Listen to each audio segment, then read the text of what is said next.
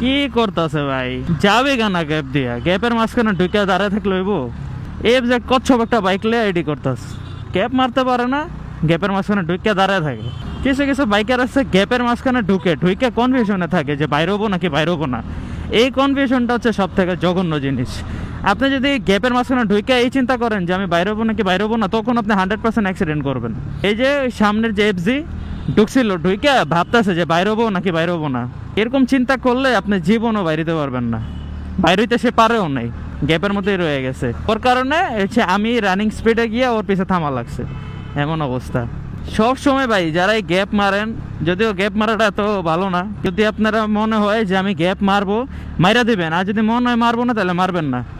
Either মারবেন নাইলে মারবেন না। এই কনফিউশনে থাকা লাগলে ভাই, কনফিউশনে যতক্ষণ থাকবেন ততক্ষণ হচ্ছে মনে করেন রিস্ক, অ্যাক্সিডেন্ট হইবই। কোনো সময় কনফিউশনে থাকবেন না। মানুষ কনফিউশনে থাকে, কনফিউশন থেকে অ্যাক্সিডেন্ট করে, পিছের মানুষও অ্যাক্সিডেন্ট করে। এই হচ্ছে ঝামেলা।